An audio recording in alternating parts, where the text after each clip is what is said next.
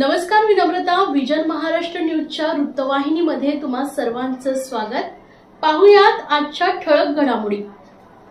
Bharatiya Janata party Thane शहर जिल्हा व शारदा संकल्प प्रतिष्ठान ठाणे यांच्या संयुक्त विद्यमाने प्रतिवर्षीप्रमाणे यंदाही 16 ऑगस्ट रोजी ठाण्यातील कॅसल मिल नाका येथील स्वर्गीय मीनाताई ठाकरे चौक येथे गोकुळ दहीहंडी उत्सवाचं आयोजन करण्यात आले असल्याची माहिती आज पत्रकार परिषदेत आयोजक माजी नगरसेवक कृष्णा पाटील यांनी दिली आहे. या पत्रकार परिषदेस भारतीय जनता पार्टी ठाणे शहर जिल्हा अध्यक्ष संदीप लेले, माजी नगरसेविका नंदा कृष्णा पाटील, भारतीय जनता पार्टी ठाणे शहर जिल्हा सरचिटणीस तथा शारदा संकल्प प्रतिष्ठानचे कार्याध्यक्ष सचिन पाटील व्यासपीठावर उपस्थित होते. गतवर्षी ठाण्यातील खोपटचा राजा गोविंदा पथकाने आमच्या इथे 9 थर लावून विश्वविक्रम केलाय, तर आमची दहीहंडी गोकुळ दहीहंडी म्हणून संपूर्ण महाराष्ट्रात नाव रूपाला आले. मुख्यमंत्री देवेंद्र फडणवीस, उपमुख्यमंत्री एकनाथ शिंदे यांच्यासह भाजपाचे ज्येष्ठ नेते, मंत्री, आमदार, खासदार तसेच कलाकार या उत्सवात सहभागी होणार आहेत. मागील वर्षी 200 गोविंदा पथकांची उपस्थिती उत्सवाला लाभली होती. यंदा हा आकडा वाढून 250 गोविंदा पथक येथे येण्याची शक्यता आहे. दमलेल्या गोविंदा पथकासाठी अन्नछत्र उभारण्यात येणार आहे. गेल्या वर्षी 12,000 गोविंदांनी या अन्नछत्राचा लाभ घेतलाय, तर यावर्षी 15 ते 20,000 गोविंद येण्याची शक्यता असल्याने तशी व्यवस्था करणार आहे. कोणाला दुखापत होऊ नये यासाठी आम्ही सर्वतोपरी काळजी घेत असल्याची माहिती कृष्णा पाटील यांनी दिली आहे. तर प्रथम 10 थर लावणाऱ्या पुरुष गोविंदा पथकास 11,11,111 रुपये व चषक, प्रथम 9 थर लावणाऱ्या पथकास 5,55,555 रुपये व चषक, नंतरचे 9 थर लावणाऱ्या पथकास 2,22,222 रुपये व चषक, तर 8 थरांसाठी 51,000 रुपये व चषक, 7 थरांसाठी 15,000 रुपये व चषक, 6 थरांसाठी 9,000 रुपये व चषक, तर 5 थरांसाठी 5,000 रुपये व चषक, 4 थरांसाठी 5,000 रुपये व चषक असे बक्षीस असणार आहेत. प्रथम 7 थर लावणाऱ्या महिला गोविंदा पथकास 1,51,111 रुपये व चषक, तर नंतरचे 7 थर लावणाऱ्या पथकास 51,000 रुपये तर चषक, 6 थर लावणाऱ्या पथकास 25,000 रुपये व चषक, तर 5 थर लावणाऱ्या पथकास 10,000 रुपये व चषक, 4 थर लावणाऱ्या पथकास 5,000 रुपये व चषक असे बक्षिसांचं स्वरूप असल्याची माहिती कृष्णा पाटील यांनी दिली आहे. जनता पार्टी ठाणे शहर ठाणे आणि शारदा संकल्प प्रतिष्ठान यांच्या संयुक्त विद्यमाने गोकुळ नगरात गोकुळ हंडी गेली 3 वर्षापासून घेतली जाते. या गोकुळ हंडीची क्रेज पूर्ण महाराष्ट्रात ठाणेकर जनता असेल, तसेच आपण आपल्या मार्फत गोकुळ हंडी नावारूपाला आलेली आणि एक क्रेज तयार झालेली आहे. या गोकुळ हंडीमध्ये सन्माननीय मुख्यमंत्री देवेंद्र फडणवीस साहेब, उपमुख्यमंत्री एकनाथजी शिंदे साहेब तसेच इतर सेलिब्रिटी आणि कॅबिनेट मिनिस्टर ठाण्यातील बरेच लोक या हंडीला येणार आहेत आणि त्यांचं आम्ही स्वागत करायला उत्सुक आहोत. तसेच आम्ही एक गोविंदेजवळ 200च्या वर गोविंदे आमच्या इथे भाग घेतात आणि त्या गोविंदांसाठी ते थकून भागून आलेले असतात, तर त्यांची जेवणाची व्यवस्था केलेली आहे. आम्ही अन्नछत्र चालू केलेलं आहे आणि तिथून गेल्या वर्षी 12,000 गोविंदांनी तिथे अन्नदानाचा लाभ घेतला होता. ह्यावेळी शक्यता वाढण्याची असल्यामुळे आम्ही 15,000 ते 20,000ची व्यवस्था आम्ही आता केलेली आहे. तसेच या स्पर्धेमध्ये स्पॉट इन्शुरन्स काढलेला आहे, जेणेकरून कुठल्याही गोविंदाची दुखापत होऊ नये म्हणून, झाल्यास कुठली घटना घडू नये म्हणून इन्शुरन्स काढलेला आहे. तसेच दुखापत होऊ नये म्हणून हार्नेसची व्यवस्था केलेली आहे. संध्याकाळी ऑनलाईन फॉर्म आम्ही चालू केला. 1 तासामध्ये 70 गोविंदांची नोंद झालेली आहे आणि आतापर्यंत जवळ 100च्या वर आकडा आज गेला असेल तो का बघितला नाही, पण आम्हाला येणाऱ्या दिवशी म्हणजे परवा 16 तारखेला 250च्या वर गोविंद येण्याची अपेक्षा आहे. आमच्या इथे गेल्या वर्षी ठाणेतील पहिल्यांदाच विश्वविक्रम झालेला आहे 9 थर लावून. ठाण्याचा आपला खोपटचा राजा या गोविंद पथकाने 9 थर लावूनच विश्वविक्रम केलेला आहे. आम्हाला आताही अपेक्षा आहे, जो आजपर्यंत 10 थर कधी लागलेला आहे त्याचा विश्वविक्रम ठाणेकर किंवा मुंबईकर नक्कीच आमच्या इकडे मोडतील आणि तो विक्रमाच्या आम्ही सर्व अपेक्षा करत आहोत आणि त्याची पुरेपूर आम्ही काळजी घेतलेली आहे. तसेच त्या 10 थराला आम्ही 11,11,111 रुपये हे प्रथम पारितोषिक आणि चषक ठेवलेलं आहे. 9 थराला 5,55,555 रुपये पारितोषिक ठेवलेलं आहे. तसेच 9 थराच्या नंतर प्रथम येणाऱ्या गोविंदाला 2,22,222 असं पारितोषिक ठेवलेलं आहे आणि चषक.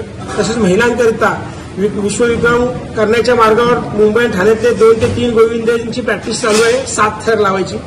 त्या 7 थराला आम्ही 1,51,111 रुपये प्रथम पारितोषिक ठेवलेले आहे चषक, आणि तो नक्कीच विश्वविक्रम होण्याची शक्यता शारदा संकल्प प्रतिष्ठान व भारतीय जनता पार्टी यांच्या गोकुळ हंडीमध्ये होण्याची शक्यता आहे.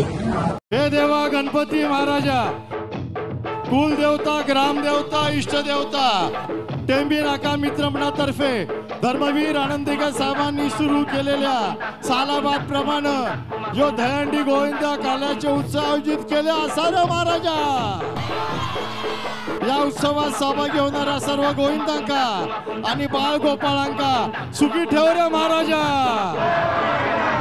त्यांका कसली पण इजा होऊ नको दे रे महाराजा. आज तुझ्या चंडी श्रीफळ वाढवतले महाराजा, तो पावन करून घे, सर्वांक सांभाळ कर. बोला गणपती बाप्पा मंगल मूर्ती. अरे बोल बोल बोल बोल बजरंग बली की.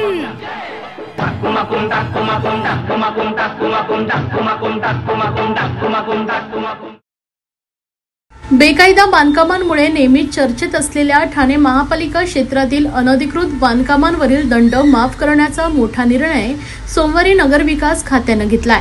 शासनाच्या या निर्णयामुळे ठाण्यातील तब्बल 1,45,000 अनधिकृत बांधकामांचा दंड माफ होणार आहे. महापालिका निवडणुकीच्या तोंडावर नगरविकास खात्याकडून हा निर्णय जाहीर करण्यात आल्याने केवळ राजकीय फायद्यासाठी हा निर्णय घेण्यात आली असल्याची टीका आता विरोधकांकडून करण्यात येते. ठाणे महापालिका क्षेत्रातील अवैध बांधकामांवर करण्यात येणारा दंड हा 2009 पासून थकीत होता. तसेच आकारल्या जाणाऱ्या दंडाचं प्रमाण मूळ करापेक्षा जास्त होते, त्यामुळे मालमत्ता धारकांकडून दंड भरला जात नव्हता. त्याचा परिणाम ठाणे महापालिकेला कर रूपाने मिळणाऱ्या महसुलावर झाला होता. अनधिकृत बांधकामांवरील दंड माफ केल्यास मालमत्ता धारकाकडून मूळ कराचा भरणा होईल. या उद्देशाने पिंपरी चिंचवड महापालिकेच्या धर्तीवर ठाणे महापालिका हद्दीतील दंड माफ करण्याचा निर्णय पावसाळी अधिवेशनादरम्यान झालेल्या राज्य मंत्रिमंडळ बैठकीत घेण्यात आला होता.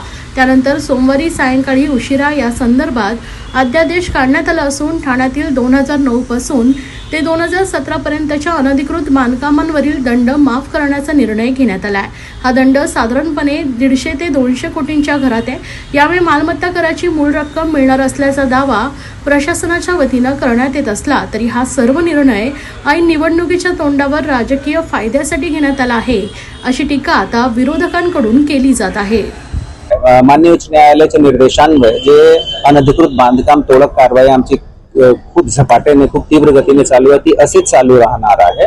त्याचं कारण असं आहे की माननीय उच्च न्यायालयाने हा निर्देशच दिला आहे ठाणे महानगरपालिकेला की तुम्ही वेगवेगळे प्रकरणात लोक आमच्याकडे येऊन PIL दाखल करतील आणि आम्ही आदेश दिल्यानंतर तोडक कारवाई करा, असं अजिबात नाही आहे. आणि जेवढे तुमच्याकडे सर्वेमध्ये अनधिकृत बांधकाम आढळले आहे त्यांना विहित लीगल प्रोसेस, जे ड्यू प्रोसिजर ऑफ लॉ आहे ते कंप्लीट करून तोडण्याची कारवाई करायचीच आहे. आता जे दुसरा प्रश्न आहे की आपल्याकडे अनेक दशकांपासून जे अनधिकृत बांधकाम आहे ज्याच्यावर आपण मूल कर आकारणी करतो आणि त्याच्यावर दंडात्मक रक्कमची आकारणी करतो, तो हा विषय ठाणे महानगरपालिका नव्हे तर साधारणतः प्रत्येक महानगरपालिकेमध्ये आहे हा विषय. आणि काय असतो की जे मूल आपण कर लावतो त्या करावर जे दंडाची रक्कम असते ती खूप मोठी प्रमाणावर झाल्यामुळे लोक ते टॅक्स आपल्याला देत नाही. याच्या अनुषंगाने राज्य शासनाने हा धोरण किंवा हा निर्णय घेतला आहे की ज्यामध्ये दंडात्मक रक्कम राज्य शासनाने माफ केली आहे. राज्य शासनाच्या या निर्णयामध्ये खूप स्पष्ट त्यांनी अधोरेखित केलं आहे की ही रक्कम माफ केल्याचा असा अजिबात अर्थ नाही आहे की हे अनधिकृत बांधकाम अधिकृत म्हणून घोषित करण्यात आले आहे. अर्थात हा फक्त एक वित्तीय धोरण आहे. याच्यामुळे अनधिकृत बांधकामाला गती मिळणे, दुजोरा मिळणे किंवा त्यांना प्रोत्साहन मिळणे असं काही होऊ शकते ही शक्यता अजिबात नाही आहे. आज ठाणे महानगरपालिकेच्या तिजोरीची अवस्था अतिशय भयानक आहे. एक ठाणेकर म्हणून सुद्धा तुम्हाला ही गोष्ट खेदाने सांगावीशी वाटते की ठाणे महानगरपालिकेची तिजोरी रीती आहे, तिच्यात खडखडाट आहे. साधं उदाहरण देतो. ठाणे महानगरपालिका क्षेत्रातल्या समजा रस्त्यावरचं मॅनहोलवरचं एखादं खराब झालेलं तुटलेलं लोखंडी झाकण जरी बदलायचं असेल ना तरी ठाणे महानगरपालिकेकडे पैसे नाहीत. इतकी वाईट आणि भयानक अवस्था आहे. आणि अशा परिस्थितीमध्ये ज्यावेळेस नगरविकास खात्याचा हा निर्णय आम्ही ऐकतो की अनधिकृत बांधकामांना, ठाणे महानगरपालिका क्षेत्रातल्या अनधिकृत बांधकामांना जवळपास 2009 ते 31 मार्च 2025 पर्यंतचा ठोठावलेला दंड अनधिकृत बांधकामांचा बरं का, हा दंड ठाणे महानगरपालिकेचा हा माफ करण्यात येणार आहे नगरविकास खात्याच्या अंतर्गत. मला नवल वाटतं खरं तर हे आपण अनधिकृत बांधकामांना प्रोत्साहन देत नाही आहोत का? आपल्या राजकारणापायी, आपल्या मतांच्या राजकारणापायी आपण ठाणे महानगरपालिका क्षेत्रातल्या अनधिकृत बांधकामांना आपण प्रोत्साहन देत नाही आहोत का? हा माझा पहिला सवाल. माझा दुसरा सवाल आहे, या सगळ्याच्या बदल्यात ठाणे महानगरपालिकेला कुठलं अर्थसहाय्य मिळणार आहे का शासनाकडनं? तर अजिबात नाही. मी तीही माहिती घेतली, अजिबात नाही. कुठलीही नुकसान भरपाई, कुठलंही अर्थसहाय्य ठाणे महानगरपालिकेला भेटणार नाही. बरं विचार करा, जे अधिकृत ठाणेकर आहेत त्यांचा हा प्रश्न आहे, आमचा प्रॉपर्टी टॅक्स का बरं माफ होत नाही? म्हणजे आज ठाणेकर, जे अधिकृत ठाणेकर आपण प्रॉपर्टी टॅक्स भरतो, त्या प्रॉपर्टी टॅक्सच्या बदल्यामध्ये आपल्याला काय सुविधा मिळतात? खड्ड्यांचे रस्ते, वेळोवेळी पाणी, अगदी ठाणे महापालिकेमध्ये कचऱ्याचा सगळ्यात गंभीर प्रश्न. अशा परिस्थितीमध्ये आपण हे कशाला प्रोत्साहन देतोय? अनधिकृत बांधकामांना प्रोत्साहन. बरं या सगळ्यामध्ये ठाणेकरांचा आणखी एक प्रश्न आहे की या सगळ्यामध्ये कोणत्या बिल्डरांचा फायदा होणार आहे? त्यांची नावं सुद्धा जाहीर व्हावीत. कुठले कुठले बिल्डर या योजनेचा फायदा घेणार आहेत? ही खरं तर अनधिकृत बांधकामांसाठी ही एक पर्वणी आहे आणि ज्यांनी कर्ज काढून घरं घेतली आहेत ते मूर्ख ठरलेले आहेत. महानगरपालिकेचं कोट्यावधींचं याच्यामध्ये नुकसान होणार आहे. ठाणे महानगरपालिकेचं कोट्यावधींचं, करोडोंचं नुकसान होणार आहे. जी ठाणे महानगर खरं तर हे दंड घेऊच नाहीत, या अशा अनधिकृत बांधकामांना ठाणे महानगरपालिकेच्या का संरक्षण दिलं जातंय मला माहित नाही, पण चला दंड घेतला जातोय तर तो दंड तो सुद्धा माफ करायचा, तोही जवळपास 15-16 वर्षांचा. हे कशासाठी? आपण हे काय करतोय? आपल्या राजकारणापायी आपण हे सगळं काय करून बसतोय? करून टाका. महाराष्ट्राच्या तिजोरीचं ज्या प्रकारे वाटोळ झालेलं आहे तसंच ठाणे महानगरपालिकेच्या तिजोरीचं सुद्धा झालेलंच आहे. आणखी काय त्याची निचतम पातळी गाठता येईल ती गाठून घ्या. जय महाराष्ट्र.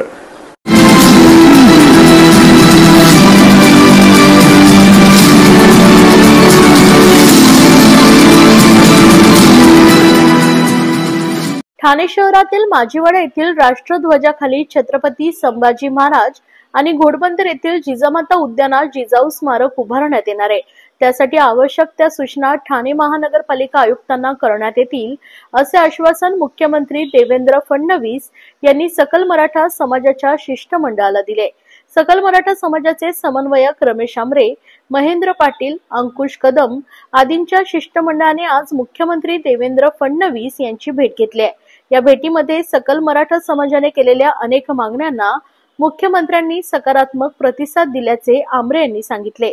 आमरे म्हणाले, खालीद का शिवाजी या चित्रपटावर बंदी आणावी यासाठी सकल मराठा समाजाने आंदोलन केलं होतं. त्यानंतर चित्रपटावर 1 महिन्याची बंदी घालण्यात आली. ही बंदी कायमस्वरूपी करावी या मागणीवर मुख्यमंत्र्यांनी अनुकूलता दर्शवली आहे. समाजाने कोर्टात दाखल केलेल्या याचिकेबाबत सहकार्य करण्याचीही तयारी फडणवीस यांनी दाखवली आहे.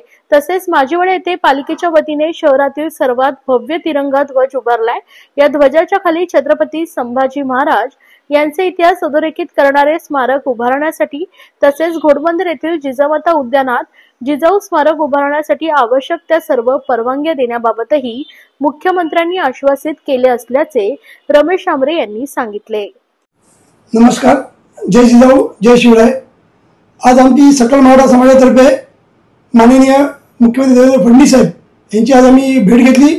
आमचे आमदार महेंद्र पाटील असतील, करण गायकर असतील, अंकुश कदम असेल, असे आमचे महाराष्ट्रातले विविध कार्यकर्ते आणि आमच्या मराठा समाजाचे समन्वयक या सर्वांनी आज मुख्यमंत्र्यांची भेट घेतली.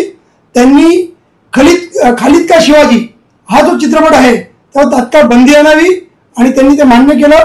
त्यांनी सांगितलं की सरकार म्हणून आम्ही ते 1 महिन्याची बंदी आहे, आम्ही प्रयत्न करतोय की तो पिक्चर बंद करण्याचा आम्ही नक्कीच प्रयत्न करणार आहोत. पण आम्ही कोर्टात गेलेलो आहोत, तर समाज म्हणून तुम्ही पुढे व्हा आणि त्याच्या खालीद का शिवाजी हा चित्रपटावरती बंदी आणण्याचं आम्ही ठरवलेलं आहे. आणि त्यांनी आम्हाला चांगला पॉझिटिव्ह त्यांनी सांगितलं. तसेच ठाण्यामध्ये माजुडा ब्रिज जो आहे, जे आपल्या माजुडा ब्रिजच्या इथे आपला फ्लॅग आहे देशाचा, त्याच्या खाली छत्रपती संभाजी महाराज यांचं स्मारक व्हावं अशी आमची इच्छा आहे. सकल मराठा समाजातर्फे त्यांनी तेही ॲग्री केलं. त्यांनी तात्काळ त्याला मान्यता दिली. ते म्हणले की मी आयुक्त साहेबांची पत्रव्यवहार करतो आणि जी काही तुम्हाला परमिशन लागेल ती पूर्ण परमिशन मी तुम्हाला सहकार्य करतो आणि ते छत्रपती संभाजी महाराज स्मारक आपण लवकरात लवकर उभं करूया. तसेच आमच्या घोडबंदरचे ते जिजामाता उद्यान आहे त्याची आम्ही मागणी केली स्मारकाची, ती त्यांनी तात्काळ मान्य केली. ते बोलले की जिजामाताचं स्मारक हे झालंच पाहिजे. अशा आमच्या विविध मागण्या होत्या. सकल मराठा समाजातर्फे त्यांनी मान्य केलेले आहेत. आमच्या महाराष्ट्रातील विविध जे आमचे समन्वयक जे आमचे कार्यकर्ते ते सर्वांनी आज आमची मुख्यमंत्र्यांची भेट झाली. तसेच जर मराठा भवनाचं काम जे मंद गतीने चालू आहे ते फास्ट करावं ही त्यांना आम्ही विनंती केली. त्यांनी आम्हाला लवकर लवकर ह्याचा तोडगा काढूया असं त्यांनी सांगितलं आणि त्यांनी आश्वासन दिलं की सकल मराठा समाजातर्फे जी काही मागण्या असतील मी ह्याच्या पुढे तुम्ही जसं सांगाल त्या पद्धतीने आपण ते मान्य करूया आणि भारतीय जनता पार्टी म्हणून मी मराठा समिती आहे असं त्यांनी सांगितलं. या होत्या आजच्या ठळक घडामोडी.